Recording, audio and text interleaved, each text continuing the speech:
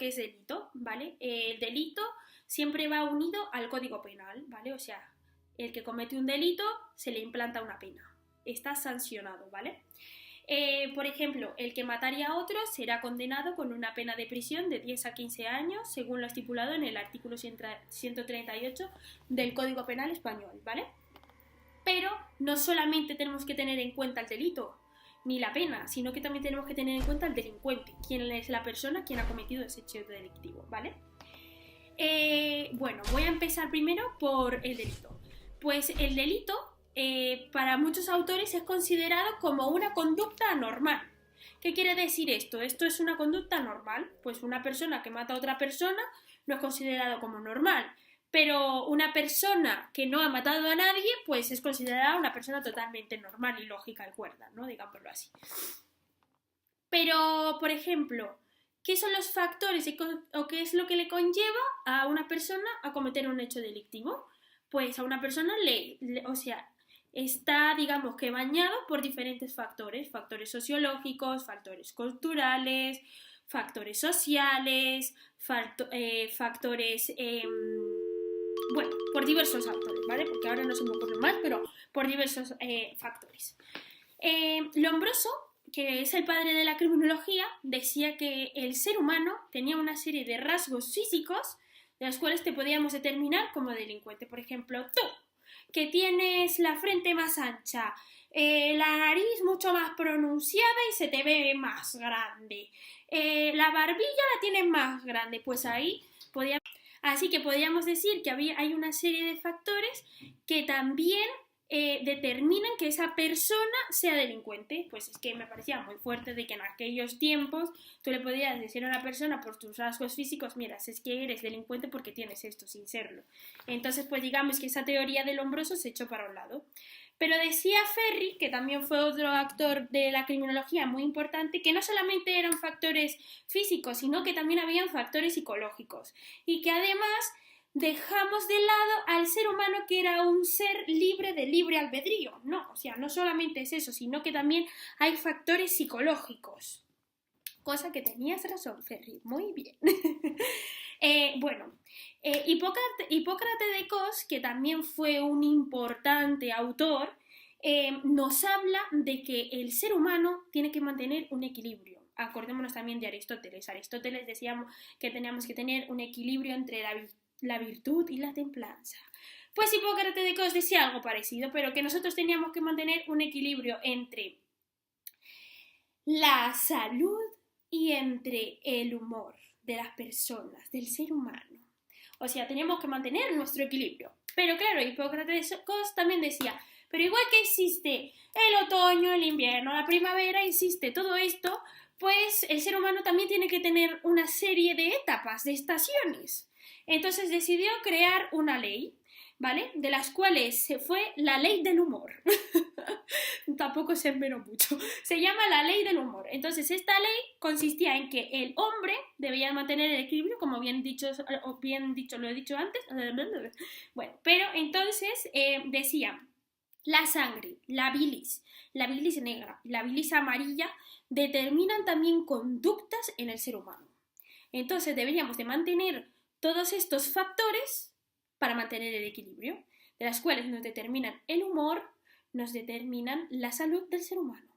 Pero claro, de aquí, de esta época, sale un dicho muy importante que nosotros también lo llevamos a cabo. Por ejemplo, la primavera, la sangre altera. Así que esto qué quiere decir, que cuando llega la primavera nos ponemos muy contentitos.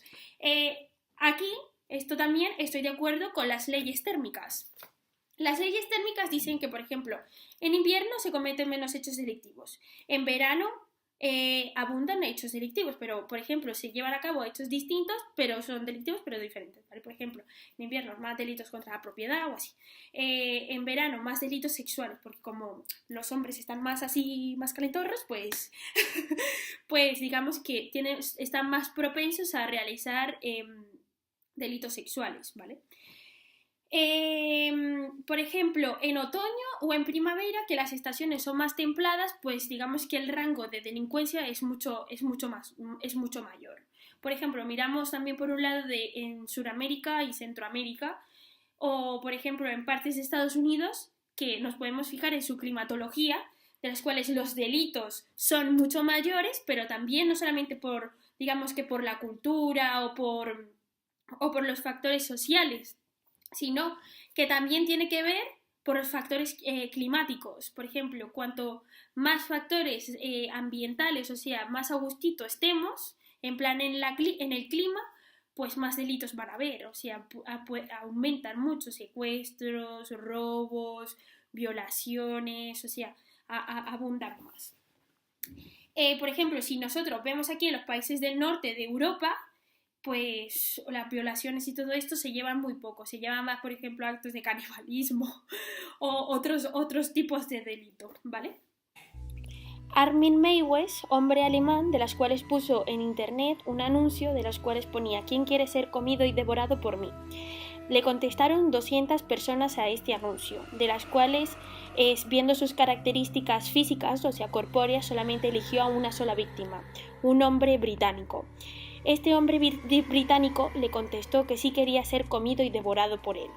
Se fueron a una farmacia los dos juntos, de las cuales decidieron comprar una serie de antibióticos para que éste no sintiera tanto dolor. Cuando llegaron a su casa, hicieron sexo y después le decidió cortar su pene en dos y hacer un estofado con él, de las cuales con eso hizo que las dos personas se comieran el rico estofado. Cuando se lo comió, el hombre se estaba desangrando y decidió llevarlo hacia su baño. Cuando lo llevó hacia su baño, decidió abrirlo en canal. Y cuando lo abrió en canal, lo troceó y lo metió en una nevera. Cuando lo metió en la nevera, decidió llamar a sus amigos, con el fin de que estos también probaran la rica carne humana, pero claro, sin tener en cuenta de que ellos no supieran nada. Pues esta fue la historia de Armin Meiwes, también aquí en Alemania. Este sigue vivo actualmente y está cumpliendo condena en Alemania. Continuemos. Por otra parte, también quería hablaros sobre Sheldon. Sí, es parecido como al del Big Ben. Sheldon, ¿vale? Dijo una serie de tipologías delictivas, ¿vale? Este hombre decía que existía el hombre endomorfo, o sea, un hombre gordito, que era muy majo, muy simpático. Y después estaban los mesomorfos, que son los atléticos, como yo, sobre todo lo atlético. Existían los mesomorfos, que eran personas atléticas de las cuales su peso era sobre todo por la musculatura, ¿vale? Y luego estaban los ectomorfos, que eran personas súper delgaditas y altas. Digamos que también hizo esta característica. Pero hubo también otro hombre, Schneider, que hizo una tipología brutal sobre los diferentes tipos de delincuentes. Si queréis también que la explique, porque esto sí que me llevaría un buen rato, pues lo explico si queréis en otro canal de YouTube y así o sea, en otro de los programas y así lo veis. No sé si os parece bien. Si os parece bien, me podéis comentar aquí abajo. Y si tenéis algún tema o algo así que queráis saber de relevancia, también lo comentáis aquí abajo y pues lo tengo todo en cuenta. Este vídeo está hecho, o sea, está dedicado a Pablo Ruiz porque me pidió, por favor, subí un vídeo del delito y pues aquí lo he subido, ¿vale? Muchas gracias a todos y perdonad las disculpas por tanto demora por los vídeos. Besos. Adiós.